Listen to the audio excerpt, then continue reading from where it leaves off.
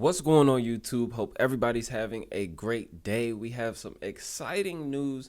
The Halloween Fusion Champion has been announced, but before we talk about that, let's talk about some of the other events that are going to be going on this week. On Tuesday, they're going to have a 10x chance to summon Duchess from Ancient Primal and Sacred Shards. And on Wednesday, they're going to have a 10x for Necrit the Great. That is our CVC 10x as we, usually have.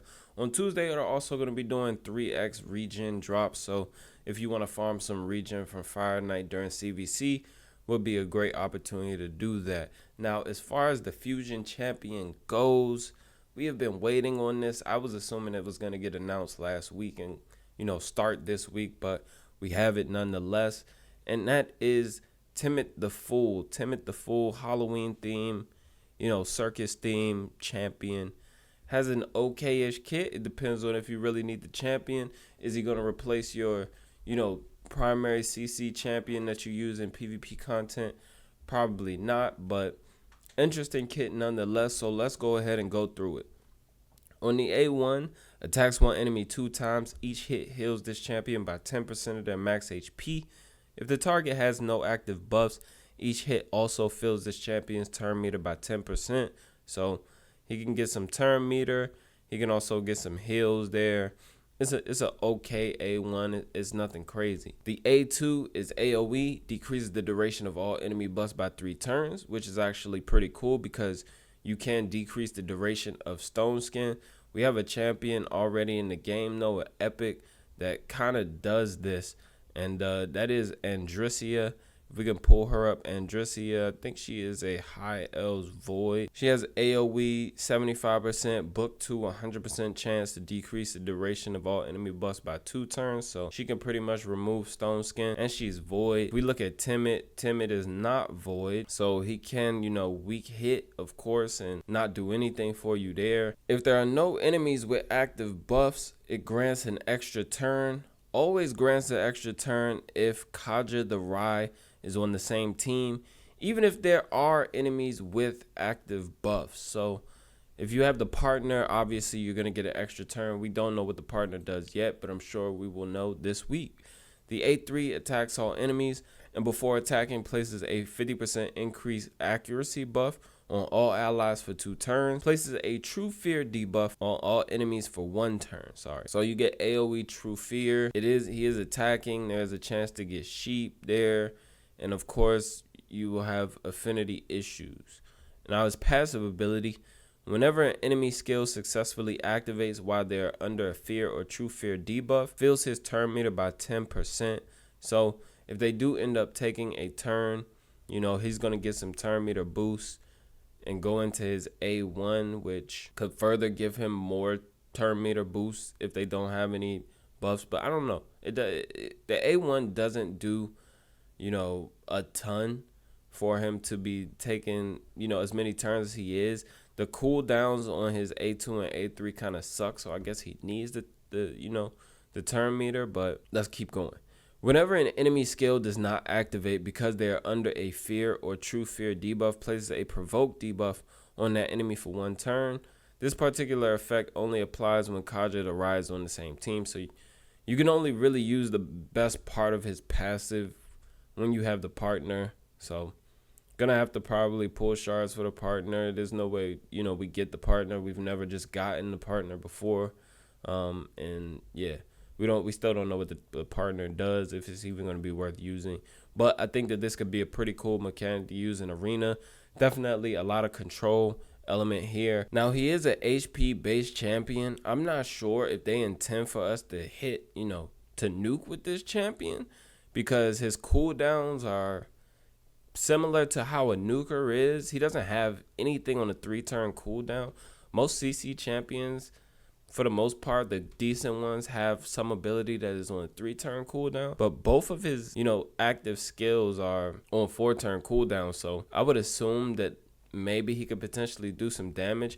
If not, then this guy's going to be very niche. A lot of people probably aren't going to be too excited for this fusion, to be honest, and it's kind of a shame because I really waited for this fusion, and I wanted it to be, stellar. I wanted it to be amazing.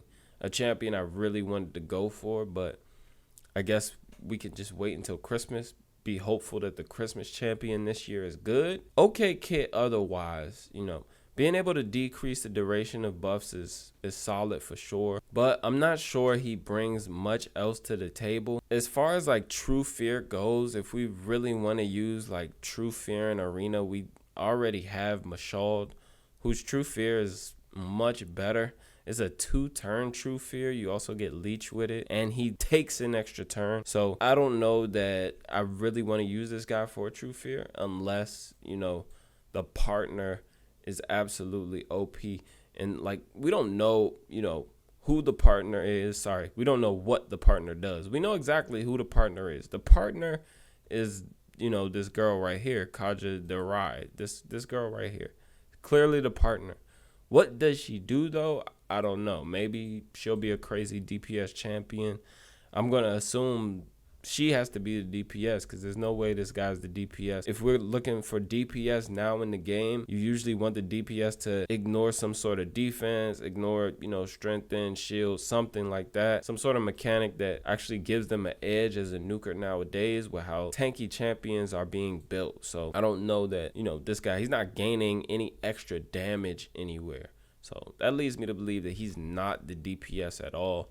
And she probably is. So we'll see what her kit is like. I'm pretty sure it has to be better than his. Maybe she'll be a void champion. I don't know, because it's getting kind of hard to use, champions that are of affinity, depending on the affinity, or unless they, can't weak hit or ignore some sort of affinity mechanic within their kit. It's just difficult to use, in the end game. Obviously, early game, mid game, you can pretty much use most champions in most places. If you have enough damage, if you have enough speed, you're generally going to be good. But I think I'm looking for a bit more. That might be a bit selfish of me, but I'm definitely looking for a bit more out of the champion. So that is the fusion. I am very interested to see the community's reception to this fusion. I feel like for the most part, people are going to skip this fusion. Now, it is a fragment fusion, and the benefit of doing it for the frags is, you're going to be able to hold that fusion down, right? You collect the frags, hold the frags, just have them there for a rainy day. Maybe you summon them during CVC. Maybe you summon them for some sort of champ chase event that you really need the points for. But otherwise, I don't see a lot of people going for this champion, sadly. Now, there's 100% going to be people who just do this fusion because they are collectors and they love to, collect all the champions. So those guys will 100% be going for the fusion. There are people that don't miss fusions at all. They go for every fusion, especially because, you're more likely to pull a fusion champion than anything. So you get a dupe for the faction guardian if you need it, but the majority of those guys that are going for every fusion probably already have their faction guardian full, and they aren't really, too hard pressed on, actually getting a dupe of the champion. But that is the champion nonetheless. And yeah, what do you guys think about the kit? Do you think it's solid? Are you going for this fusion at all? I know people who are just going for it because it's fragment, not even because they want to collect, but because they want the fragments. They'll take the points that they can get, champion chase points, CVC points, all that jazz. So what are you guys doing? You going for it? Are you excited about this at all? I don't know. Right now I'm kind of undecided. I don't really see a use case for him in too many other areas. You can use him as a CC champion for you in Doom Tower if you're not using a seer comp.